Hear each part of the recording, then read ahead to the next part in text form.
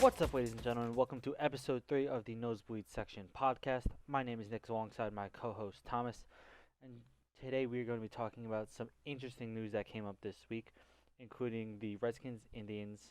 We're going to talk about the rookies in the NFL, and we're going to talk about the MLS postponement, and we're going to take it off right off the bat with the Redskins. Now, I believe it's from FedEx, who spent like upwards of like 2.8 million, or actually maybe a lot more than that. I don't know the exact number for the field rights for the Washington Redskins, now want them to change their name. Now, this was controversy that happened a couple years ago. Everyone kind of blew it over. People stopped talking about it, but it's back. I believe it's FedEx, wants the Redskins to change their name, and Nike actually took all the Washington Redskins merchandise off their website.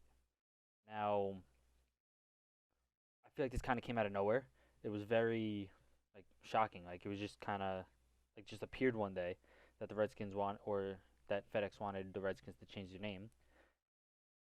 I don't really know what to make of it. I just think I feel like it's something that's been coming. It hasn't been in mainstream news a lot. It was a couple years ago, and then people stopped talking about it. But it's back. What are your thoughts? I feel like it's not that surprising. I feel like for so many years now, we've heard the Washington Redskins be a team that is brought up to change their name because out of all the team names that are a little controversial, theirs definitely sticks out the most. And obviously, with everything that's going on in the country right now, it makes sense that this would be brought to the forefront of the attention, especially with no sports going on. And I feel like with the owner that is currently there, he has said multiple times in the past that he will never change the name as long as he's the owner. And that changed pretty quickly once FedEx finally said, like, you have to change your name. Like, we're not going to deal with it. And Nike was the same way.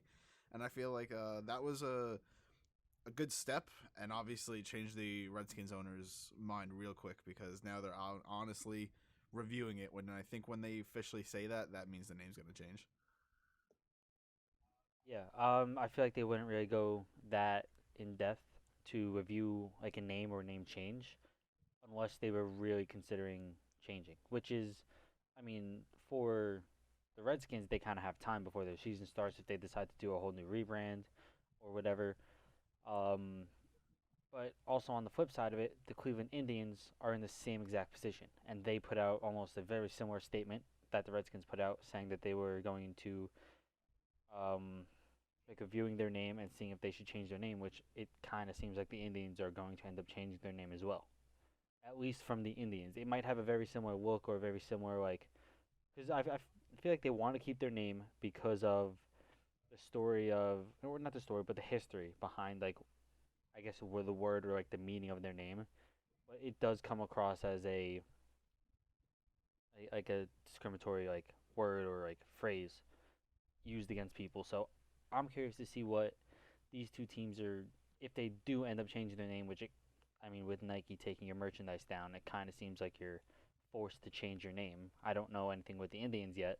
I just kind of heard that they were reviewing, but it's interesting. I found a bunch of going through Twitter and everything over the past couple of days. Obviously, before we're recording this, everyone was kind of interested in it. That a lot of people had a lot of good ideas, like names, like for the Redskins. A lot of they had the name the Red Hawks going around. They have the Red Tails. There's, I believe, Hogs and the Warriors, which is like the Washington Warriors, the Washington Hogs, the Washington Red Tails, and the Washington Red Hawks. And I feel like it kind of keeps that similar kind of vibe in a way, that it's history, but at the same time they're changing it so it's not as bad. And I don't know, some of the rebrands kind of look cool. If we can find any, we'll put them on the screen so you guys can view them as well. Yeah, but I thought some of them were pretty cool. I think it's always interesting when a new team joins, but now it's an old team kind of completely changing and rebranding, which I think is going to be interesting. Indians, there hasn't been much of talk or anything about what they could possibly change their name to. I haven't seen anything at all. It's really just all about the Redskins. Yeah, I feel like the Redskins, they were obviously the team. I feel like the Indians, I haven't put under as much pressure as the Redskins have, so that's, I feel like, the the rush from the Redskins is so much pressure has been put on them to change the name. It seems like as soon as possible. And we actually put out a poll the other day on our Twitter. If you don't follow us on Twitter, make sure to follow it in the description below. We always have it there. And The we nosebleeders. had the Red Tails actually win with 62.5% of the votes. Honestly, I don't know if that's a name they're considering. You see all the Twitter rebrands, like we said, we'll put them up on the screen if we can find them. But I think all the team names that they go for, I haven't seen one that actually was very interesting to me. I saw it today. The Redskins actually weren't always called the Redskins, which I didn't know. They've been called the Redskins for a majority of the time they've been a franchise, but they changed their name, which was originally the Braves, like the Atlanta Braves. And I feel like that still is similar. It obviously still has the same roots, but it's not as an offensive name as they use right now. So even though it hasn't been brought up, I wouldn't be surprised if we see maybe a reverse in the franchise go the opposite way. It would definitely be interesting. I feel like they're not again that they haven't come out with anything or any statement saying like, oh, these are names we're considering, or if they're even going to change their name. That's not even set. But the fact that Nike took all their stuff off of the Nike website, I feel it's change incoming. It's gonna happen almost most definitely. Now, if the Indians do it, it would be interesting because well, the MLB just came back. Like if they do change their name, what they're gonna get it done in 2-3 weeks, an entire rebrand and everything. I don't know.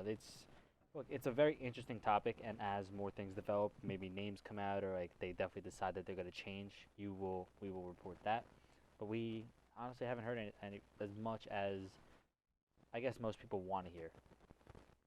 Like they obviously are. Like I'm interested to know if they're gonna change their name or not. I am kind of curious, and I kind of hope they do, just to kind of see what they come up with. Yeah, but it would be interesting. I wouldn't be Very surprised. interesting. I saw somewhere that the Indians, that Redskins start in like 3 or 4 weeks, but that's just preseason training camp. They don't really have to have anything done. Obviously, Cleveland's season's going to be starting much sooner. I saw some rumors that they might not just take off, if they decide to change their name, they might just take off the name Indians for this year, not have a rebrand, and just be called Cleveland Baseball for this year. That would be interesting. Um, I don't know how that would really work out. I mean, I guess it would just be the C logo because that's kind of what they use already. So I guess that's just what they would do. Yeah, obviously very interesting, and hopefully more news comes out on that soon. I haven't heard much yet. But heading over to our next topic, the rookies in the NFL this year. Obviously, we had the draft a couple months ago. So we're gonna talk about the rookies. Who do you think is gonna have the biggest impact as a rookie instantly? I feel like the person that has the highest chance to help their team off right away is probably Joe Burrow. I don't think we talked about him in the last episode. I feel like he is going to bring some competitiveness back to the Bengals. I feel like they're not a terrible roster. They're not a great roster. Obviously, his season has been or his off season has been shortened, much different than any rookie has had to deal with before this. But he has a team that lost all passion to play football. It seemed last year. They have talent on that roster. They should not have been a team that was as bad as they were. So I feel like with him, the way he rallied that LSU team last year to a national championship when people didn't even expect them to be a team that could really contend for it, you could see that his teammates love him, and I'm excited to see just what passion he brings back to the Cincinnati Bengals franchise, because that's something they've missed for a while, probably since Carson Palmer left. They haven't had it, and Dalton was a good quarterback, but I feel like Joe Burrow is a person that's going to bring passion back to that team, and that's what they need. Yeah, but as soon as Andy Dalton was there, they had passion. The first four out of his first 5 years, they Yeah, made the they never playoffs. won a playoff game though.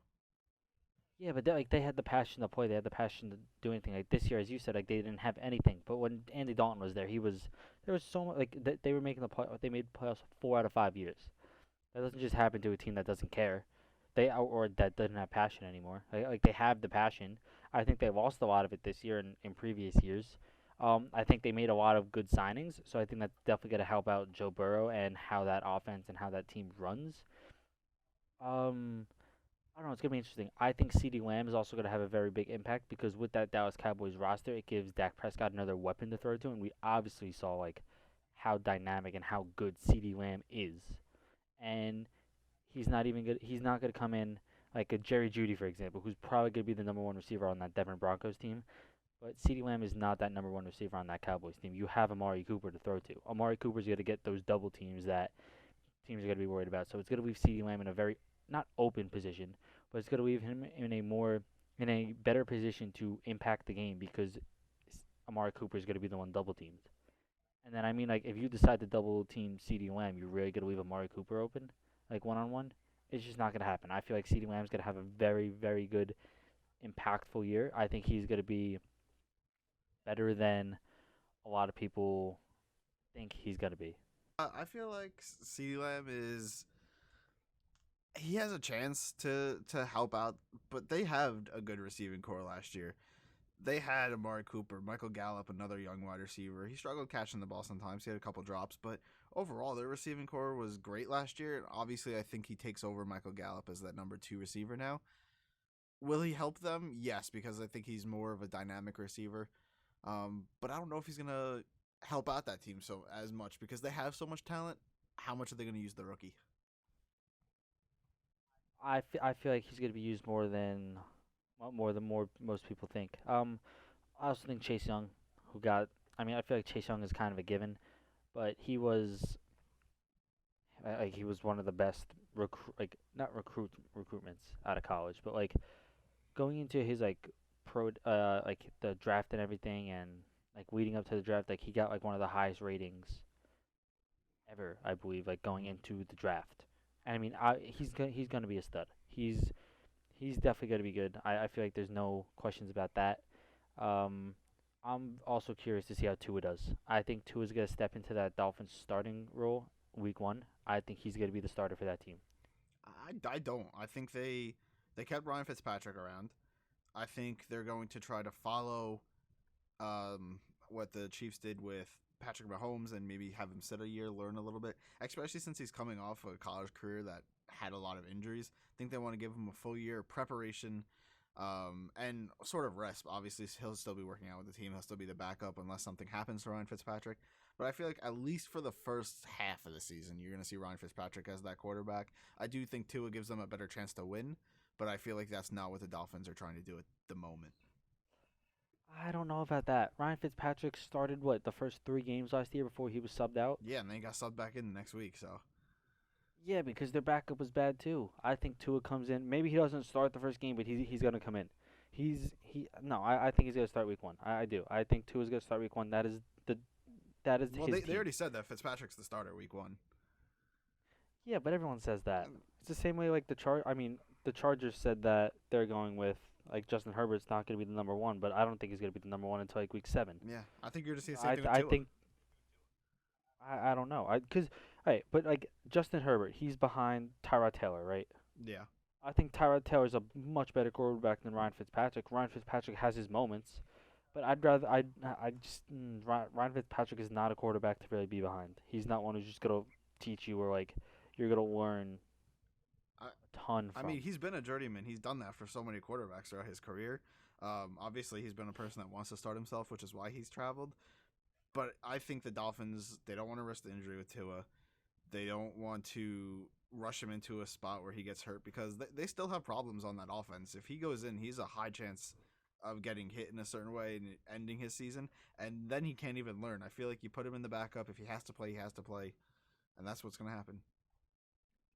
I don't know. Like okay, I agree with your point that on the at the offensive end, he's gonna have his struggles because that offense is just not that great. Like Kenny Stills is a great wide He's on the receiver, Texans down. but the rest of that offense, you are 100%. I am thinking of Devontae Devontae Parker. Parker, yep. Devontae Parker, a very good wide receiver, but that's just one player. You also have Jaceki. I think Jaseki's a pretty good tight end, but like that's 2 out of the remaining 9 players on the field. Mm-hmm. And like their offensive line isn't that good. They invested everything in that defense. Yeah. I think their defense is going to be good, which they're going to win a lot of games because of their defense. Very similar to the way the Bills were last year. Like their defense was, in my opinion, one of the main reasons they did as good as they did. I think that's going to be very similar to the Dolphins. I don't think the Dolphins are going to have as great of a year, but I do think Tua comes in and he starts week 1. No, but I mean, yeah, like they said they want Fitzpatrick to start, but that's like every team is going to say that. I don't know. The Okay, Bengals didn't do that. unless you're the Bengals. Okay, yeah, but unless you're the Bengals, they invested everything like in Joe Burrow, and everyone's expecting Joe Burrow to do big things. But I also see Tua coming in starting week 1. I mean, I feel like he deserves to, but I feel like the Dolphins, who have been looking for a quarterback for so long, they don't want to risk the chance of ruining the only franchise quarterback potential they've had in probably 10 plus years now. Yeah, but they're always up there. They can always grab another quarterback if it doesn't work out. Let's be real. The way that they've been playing, like last year was abysmal. They were terrible. I mean, they picked it up at the You end, know, though. Like, the first half of their season, yeah, they were at the trash, end, but it was bad. It was extremely bad. yeah. But they worked it back, and that was a team that the ownership was like, we're going to put out probably one of the worst teams we could put out, and we're going to try to lose. And you have Brian Flores, the head coach, just not want to lose, and you have Ryan Fitzpatrick, a player who doesn't want to lose, and they end up finishing still towards the bottom. I forget how many wins they had exactly, but they get the 5th draft pick when obviously you could tell that the ownership had tried to set them up for try to get that number 1. They still end up with their guy Tua, but they won games even though they shouldn't have, with probably one of the worst rosters out on the field. Yeah, I would agree with you. I don't know. It's a very weird situation because I feel like Ryan Fitzpatrick is obviously at the tail end of his career. I don't think. I understand what you mean, and most rookie quarterbacks, like the way Justin Herbert is most likely going to start, and the same way Jordan Love is going to start under Tyrod Taylor and under Aaron Rodgers, I feel it's who is in a position where he can come in and he could start week 1. Like, I don't think Justin Herbert comes in and they're looking at Justin Herbert to even, no matter what he does in practice, I feel like it doesn't matter. Where Tua, if he comes in practice and the Dolphins are like, yo, he's better than we really thought, he's going to excel at this level, why would they not just play him? I understand the whole development thing, but like if he's way better than Ryan Fitzpatrick, which I kind of think he is, like I would just start Tua. Starting week 1, there's no reason to be like, oh, we're going to the season and just rest. But it's not even just the rest part. If you look, a lot of quarterbacks that are drafted, unless you're like the number 1 overall pick, you're expected to start. A lot of quarterbacks drafted in the first round, they still go on to sit that first year. It's very common for quarterbacks to sit that first year. Look at quarterbacks that haven't. You have Sam Darnold, Josh Allen, Josh Rosen when he was with the Cardinals that first year. The quarterbacks, they look terrible. They get bashed on. There's not too many quarterbacks that start their first year and look like they're their franchise quarterback. And I feel like that's hurts them in a way. It does help them. They get some playing time and stuff, but they do during the preseason. They still get their practices throughout the year. It's very common for a rookie quarterback to sit the first year. No, it is. I see Tua and Joe Burrow starting for their teams. I think they're the best option for both of their teams. And I don't think it's really that close, to be honest. I feel like it's very, like, looking at the roster, Ryan Fitzpatrick, Tua, I feel like I would take Tua 10 out of 10 times. Like, yeah, he has a little injury. Like, he's a little injury prone. Yeah, but why would you put him out there at a risk of getting hurt when you know this team isn't gonna win? Yeah, but see, like, I feel like they invested a lot in their defense. They have a very, very good chance to win. Like, they invested so much into that defense. So much. Yeah, but you have no one to block. You traded Laramie Tunsil, your best offensive lineman, to get one of the first round picks. You drafted a defensive player with that pick. You lost that. Oh, they drafted a tackle. They drafted a tackle, but he's not one of the top tackles. He's not an NFL ready tackle. Yeah, but that's just because of where that pick was. It's the 18th pick. Yeah. They had Austin Jackson. And that's the only reason. He probably wasn't even a first round talent. They drafted him because they needed him. If you look, those first round talent guys, they all were gone within the top 13 picks. Yeah, well, he's the next best one. Well, like okay, you're not gonna sit there and you're not gonna like wait it went Andrew Thomas, Jedrick Wills, Becton, and Wirfs, and then it went to Jackson. Mm-hmm. Like it's not like this. I feel like this is a very heavy offensive line class, like at the tackle and guard position, and I feel like Austin Jackson is a very good pick for the Dolphins. I don't think he's gonna be bad, but I feel like he's not gonna have like this incredible impact. He's gonna be solid, like he's gonna be a stud for them, but he's not gonna be like incredible. I still feel like Tua comes in and he starts. I just think that I don't know. I just think he comes in and he starts. I would start Tua over Fitzpatrick. I just don't see the Dolphins making that mistake. And they already said they weren't. I know some teams say it, and it ends up happening. But he didn't even have the offseason to prove himself. He has a 2.5, 3 week training camp, and that's it. I mean, I agree with you. It's obviously very different with the circumstances, but I also feel like the same thing can happen with Justin Herbert. I think like it's not like the Chargers and the Dolphins for Tua and Justin Herbert. Obviously, like they don't have like with Philip Rivers leaving the Chargers. I feel like that QB position's open. I feel like the Dolphins QB position is open. I'm not saying they're going to go in and make a giant impact, but I feel like they could easily go in the training camp whenever that starts, and they could fight. That could be like they could be like, oh, this is my spot. Like they can cement themselves as that starting QB. I'm not. I think Tua's going to be. I do not think Justin Herbert's going to be, but he very well can come in and just take that spot away from Tyrod Taylor. I don't know if you hear both franchises talk about it, they're confident with their quarterbacks from and Tyrod Taylor and Ryan Fitzpatrick. Obviously, the younger guys are going. Why to be would you future. not be? Why would you not be? You're not gonna say like, oh yeah, like we don't even like we don't believe in this guy, which is why we drafted this quarterback. You're not gonna say that as an organization. Teams do it all the time. Anytime you draft a young quarterback, I mean, to be fair, the Packers pissed off Aaron Rodgers by drafting a quarterback in the first round. Yeah, but when the Packers drafted Aaron Rodgers, Brett Favre was the same age Aaron Rodgers is now. Yeah, but Brett Favre was already towards the tail end of his career, where Aaron Rodgers hasn't seen a decline. The only decline he's seen is in the talent around him. Yeah, but look what he still does with it. I'm not saying he's gonna leave, nor am I saying that Jordan Love is gonna end up staying as a Packer because I feel like he is deserving of a chance at like a starting spot. I thought it was very weird that the Packers drafted him. I thought it was really dumb by the Packers when you easily could have got another position player to make or a playmaker to make your offense that more dynamic and make it that much more scary, like that scarier. Yeah, but they didn't do that. They decided to grab a backup quarterback in Jordan Love, and I think Jordan Love is a very, very good quarterback. yeah, but And I feel like he's going to learn a lot behind Aaron Rodgers. He 100% obviously is not going to start over Aaron Rodgers, but the Packers did the same thing with Brett Favre, what they did with Aaron Rodgers this year. yeah, but it's different. He's going to be 37 next year. The age is very similar, but Aaron Rodgers was supposed to be a top 5 quarterback selected. He fell to the Packers in the 20s. Jordan Love was not a top 5 pick in this draft. Everyone knew he could be late first round, early second round pick, but Aaron Rodgers was considered one of the best quarterbacks coming out of college. It was just he just kept getting passed, and no one knew why. If he was one of the like 7 or 8 players selected to go to the green room, and his story is like still known for today because he just fell and fell and fell. Where Jordan Love, it was like the Packers just picked him. What? Well, yeah, because you have Aaron Rodgers. Like I feel I'm not saying the Packers were going into that draft saying, "Oh, we're good. We our guy is Aaron Rodgers." But in this draft, I feel they went in and they were like, "Our guy is Jordan Love. We want Jordan Love." So I feel like they want Jordan Love to start behind Aaron Rodgers for a season or 2 seasons, and then they're just gonna ship Aaron Rodgers. They're just gonna ship him. I don't know why you do that. He gives you your best chance to win. I don't know why they would do that either, but I feel like that's what's gonna happen. Aaron Rodgers is gonna be out of there. Jordan Love's gonna end up being the Packers starting QB. And if they don't ship Aaron Rodgers, they ship Jordan Love. All I can say is if that happens, Matt LaFleur is going to be one of the most hated coaches in Green Bay history, and that's I mean not hard. I feel to like do. that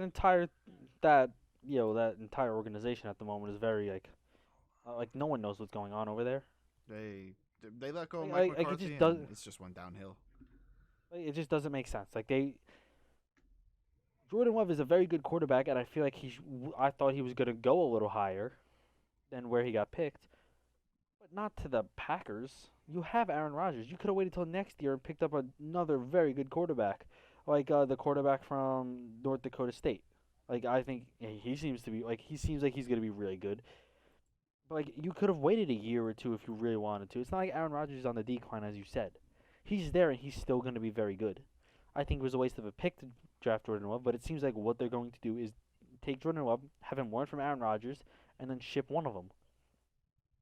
Yeah, I feel like Like this, it's just gonna happen. I feel like this draft, with the way the Packers did it, with how the offseason has gone for all the drafts, is going to be one of the most interesting rookie classes because I know we've argued about Tua. I think we both made good points. I could see it going either way, to be honest.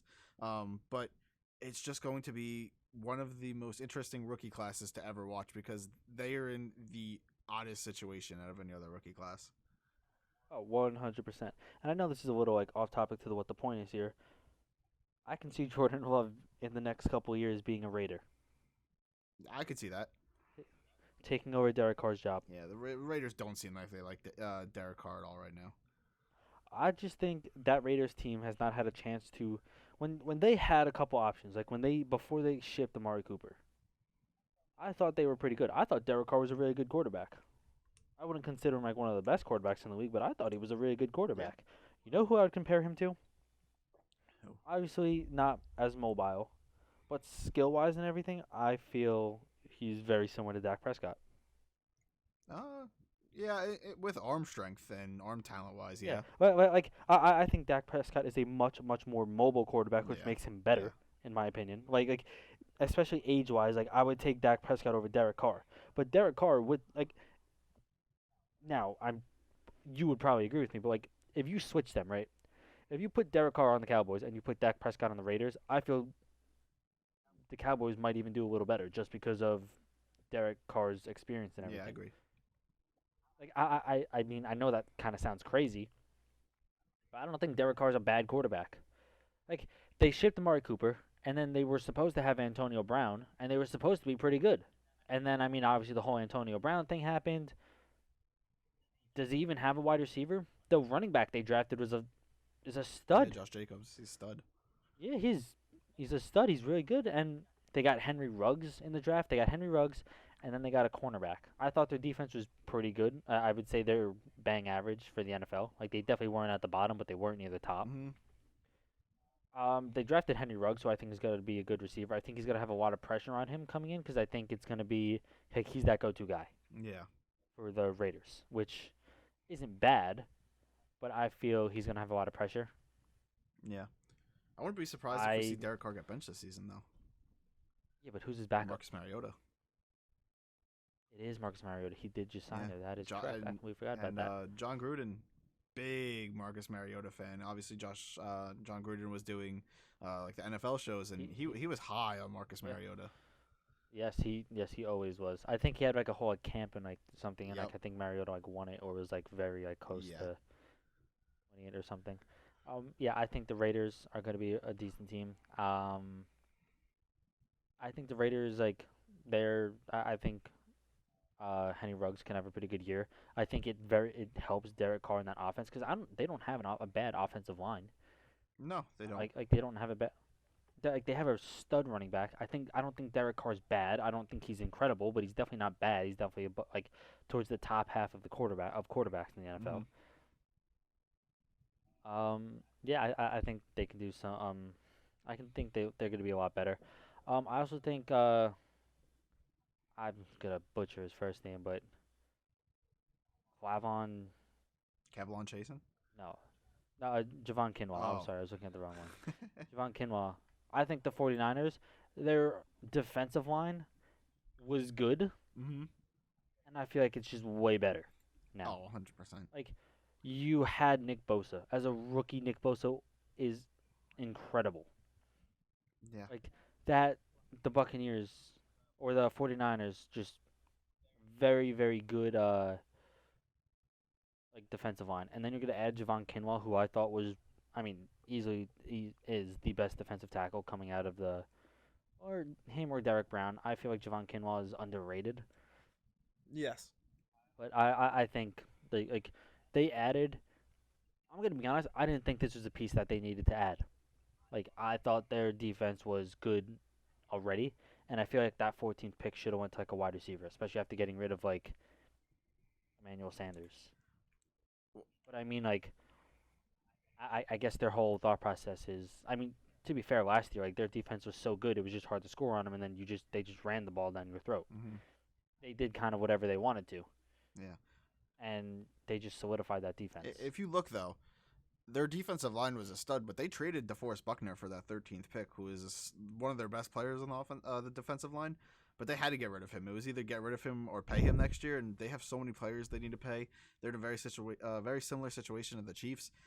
So I honestly, they did the standard, like, we don't rebuild, we reloaded. You get rid of DeForest Buckner, and you replace him with a younger player who has the chance of being just as good, and you don't have to pay him as much. So they made the genius move. I could see them taking a wide receiver because they lost Emmanuel Sanders, but I don't mean this against Emmanuel Sanders. But if you actually look, the 49ers threw the ball the first half of the season really well before he was there, before he got traded from the Broncos. And it makes no sense why they turned that around, because without Emmanuel Sanders, Jimmy Garoppolo was considered to be an MVP leader. And then they just got Emmanuel Sanders, and he was getting, double covered. And then they just switched to running the ball, which worked phenomenal. I mean, it worked, but I don't know why you stopped throwing the ball. I feel like that's what hurt them in the Super Bowl.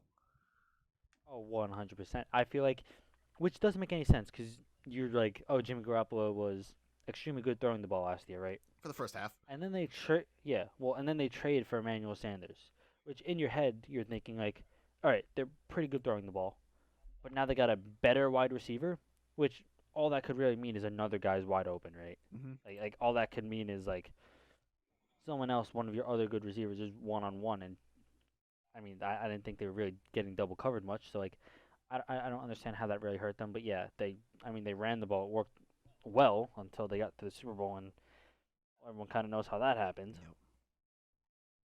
Yep. That didn't really go well at all. Yeah, I feel like it's because they didn't throw the ball. I think, what was it? Jimmy Garoppolo had like 20-something, 30-something passes throughout the entire playoffs. Like, he was obviously going to be a little rusty. He barely was throwing the ball in actual game action. That's true. I also think the Chiefs, they're picking Clyde Edwards-Helaire. I think he's going to be way better than people think he is. I think he's going to have a pretty good year because, it's the Chiefs. Everyone's just going to think they're going to throw the ball. And then I feel like Edwards-Helaire is going to have a pretty good year. I do think the best draft, or one of the best drafts, was the Baltimore Ravens. Yes. Patrick Queen, their first-round pick. They got him with the 28th overall pick. I don't think he should have he should have fell that far. He was way better than a lot of, or some of the linebackers that were drafted ahead of him, in my opinion. Like, the pick right before him, Seattle took Jordan Brooks. Jordan Brooks isn't a bad player. I just think Patrick Queen is a much better player. Now, I hope Jordan Brooks proves me wrong. I really do. But I just think Patrick Queen, the way he played, especially like he won the national championship, he was a huge part of that team. And not only did they get Patrick Queen late, their next pick was J.K. Dobbins. Like, the Ravens had an old running back. Like they had Mark Ingram, who is still there, but he's getting a bit older. And I thought, wasn't J.K. Dobbins going up for the Heisman, like towards the beginning of the year? Towards the beginning, yes. But like he was, not just like the beginning of the year. He was obviously having an incredible year before that. Mm-hmm. Like, I feel like the Baltimore Ravens lucked out with those two picks. Like, those are, the fact that they got both of them is just kind of shocking to me. I don't know how it happened. I don't know how teams passed up on Patrick Queen. I thought that the Saints were going to take Patrick Queen. Like, the Saints, their only linebacker they're one of their best positions or best players is Demario Davis. Phenomenal linebacker, but I thought they needed another one to help solidify that, like, the middle of the defense. And then they picked the center. Like, I'm just surprised that Patrick Queen really got past like 20. Yeah, he's one of the best, or he was one of the best college linebackers.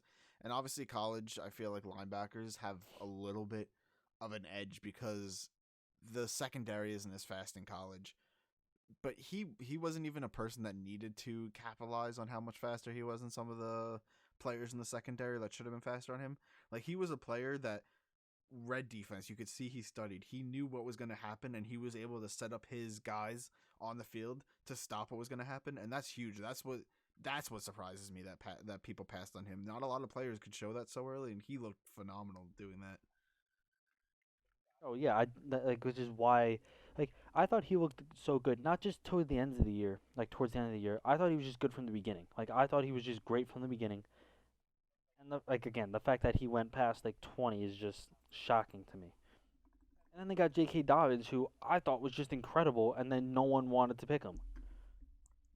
Like, I don't know. I know Edwards-Helaire was the first running back to go. Mm-hmm. So it makes sense that he wasn't the first one, but the fact, like, I just think the Ravens did a phenomenal somehow did a phenomenal job in getting those two. Yeah, Like it's just I I feel don't like know. linebackers and running backs are positions that don't go very early usually, just because there's such a large player pool for those two positions. So they kind of had it set up perfectly, but to have the late first round pick and then an early second round pick in order to secure J.K. Dobbins, it just made the Ravens look like geniuses. They kind of look like the Patriots have for the last 20 years. They're a great team, and somehow in the draft they get even better. Yeah, they really they did a phenomenal job there, and I don't really know how they did it. Um, yeah, I think they just did a really good job. But again, I don't really know with the whole coronavirus thing and everything. I don't know how that's going to turn out. But with coronavirus, to take it to another topic, the MLB has 1.2% positive cases going into the season, and they 4 days ago because they started the first, right? Mm-hmm. They just started 4 days ago. 1.2%. They have like 1.2% positive cases in all the MLB, which is just crazy because they started late already, and now they're just having like more issues, which is just. I feel like nothing's going right for the MLB at the moment. Well, they were actually the league that tested the lowest numbers. Were They they? they have the smallest percentage in any other league that's done their testing. 1.2% Well, seems high, but it's actually I think only like 32 players, coaches, train like anyone that's involved with the organization's tested positive. interesting. I thought it was.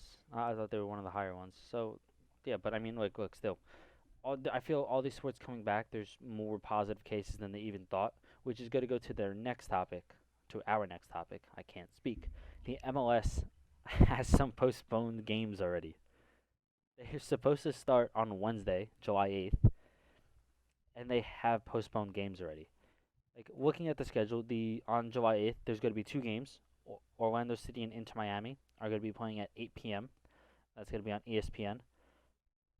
And then at 10:30, Nashville plays the Chicago Fire, also on ESPN. And those games are fine. And then you go to Thursday, July 9th, and the first two games are at the first game 9 a.m. New York and Philadelphia, they're playing.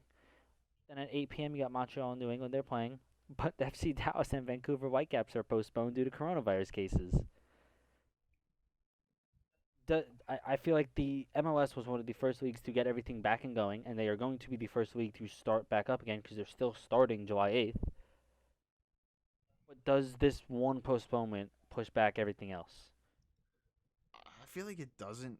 I feel like being the first sport that comes back in the United States, you're going to have some unexpected Hiccups. yeah, you're going to have some unexpected Yeah. hiccups, and the fact that that only one out of what is it, one of the first 4 games are getting postponed. It's not as bad as it could have been, especially with what's happening with the cases like skyrocketing in parts of the country. Um, I think it's unfortunate it's going to happen, but I feel like you're going to see it a couple more times in other sports. It just looks bad because the MLS is the first one.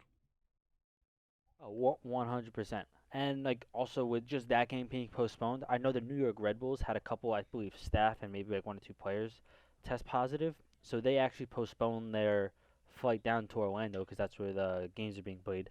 They postponed their flight down. I don't know when. I don't know if they flew down yet or if they were still postponing and they're going to be flying down shortly because they play on the 11th. So I mean they have till next weekend. But I mean like I can't imagine the Red Bulls are the only team to find this issue, right? Like I feel like a couple other teams had to find maybe another way down or like have like some similar issue where at least one person might have tested positive. Yeah, I feel like every team has a couple at least, or not a couple at least, but I feel like a lot of the teams that haven't flown down yet, that decided to start their training back up in their home cities, they're gonna have some positive cases. I don't know the teams off the top of my head, but I know in other sports it's already happening. Like basketball already has a couple teams that have players and coaches and staff members test positive, so it's gonna happen. I feel like the teams that are already there are in a better situation, honestly. So even though the state of Florida is not looking as good, the fact that those teams are already in the bubble, they have a big advantage. Oh, 100%. I just think I don't want to say it's rushed to come back because I feel these teams and these organizations and the whole league as itself needs to get these games in the season done because they obviously don't want to avoid the season because they want to try to make as much as they can through like TV and everything. So they don't want to avoid the season because if they just avoid it, it's like a giant off season, which would mean they might have to change their schedule, and it's like you have no champion for just 1 year because they didn't play, which maybe Orlando, as great as it seems for everyone to come down to Florida to go play, maybe it's just not the place to go. Yeah. Like the NWSL, the National Women's Soccer League, is in Utah right now, and they started up already. They're ahead. They Are they? they've started playing. Yeah, they've started playing their games already. Wow. I believe Sky Blue has played 2 games. Wow. So like they're all those teams are in Utah. They're playing at I believe the where are they playing? Salt Lake City. I think they're playing at their um their grounds. And yeah, they started already. Obviously, there's no fans in attendance or anything, but like, yeah, Sky Blue, um, they've played 2 games already. Like they're ahead, and I haven't heard many coronavirus cases with them or any much news with them around coronavirus at all. Mm-hmm. So like maybe Orlando just wasn't the place. Obviously, Florida cases are skyrocketing at the moment. You're bringing basketball down there. You're bringing soccer down there, and I believe they're all staying at like Disney resorts. Yeah, but they're separated, different resorts. No, all yeah, 100% they're separated, but like they're going to different resorts. But then Disney opens up in about a week. Yep. So you're gonna have all the Like tourists. some of those hotels open up. Yeah, I feel like a lot of this was like in hindsight a great idea to get everyone isolated because obviously Disney seemed like the ideal place if you're gonna house a bunch of people because they have enough of it. But I feel like they didn't really look at all the details to it. Like you have the MLS going down, which is 26 teams. It's not like the 20 teams going down from the NBA, and the NBA is 13 players and then coaching staff. Mm-hmm. That's almost a starting lineup for one MLS team. Yeah. Like these MLS teams are going down with 25 players, 20 players, an entire coaching staff, training, and like all that, and they're all just gonna like hang out in Disney resorts, and then you're gonna open up Disney in about a week and a half, like 2 weeks, whenever they are actually opening. But the Like, I leagues feel- have their own hotels. The NBA is staying at the Grand Floridian Resort. No one's allowed to stay there until September. And the Swan and Dolphin that the MLS is staying at, no one's allowed to stay there until I think August. Yeah, and I mean they're probably using the Polynesian because I know the Polynesian's not being open. Mm-hmm.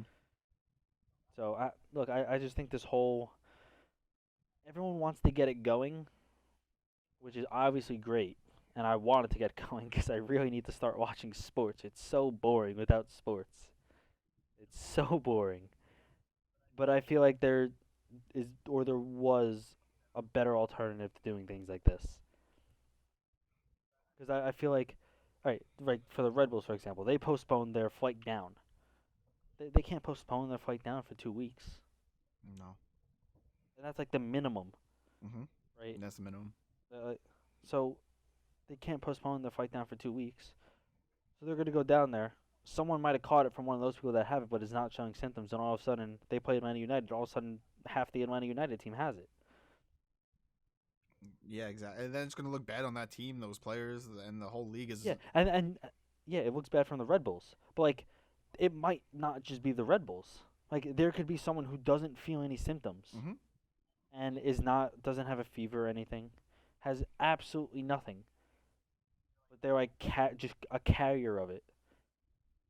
Where obviously they're getting tested, which is helpful.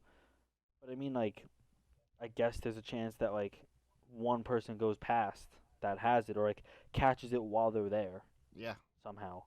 Like I feel like it's much safer than if they were to do a normal season. Much safer. Like even if they played with no fans but they traveled around, like it's much safer. But I feel like the Red Bulls are just one of many teams that I know of that said they were postponing because of a couple cases. So I don't know. I think it's gonna be very interesting to see how the Red Bulls decide to, or not even just the Red Bulls, how the MLS decides if there's more cases that pop up I'm curious to see especially being the how first that goes. league. They Yeah. have to be the ones that are ready to deal with the issues that pop up first. Like every other league is actually going to look at them as the experiment. Um, yeah, it's gonna be interesting to see. That starts up on July 8th. The first game being at 8 p.m. Orlando City versus Inter Miami on ESPN, followed by Nashville versus Chicago at 10:30 on ESPN. And as that comes, we will give you updates and everything. Moving on to our last and final topic today. I don't know if you saw, but as the MLB is just starting up, we're transferring back to the MLB. But the Yankees were doing live batting practice, and Masahiro Tanaka took a line drive to the face. I didn't hear much. I just heard that he was released from the hospital today.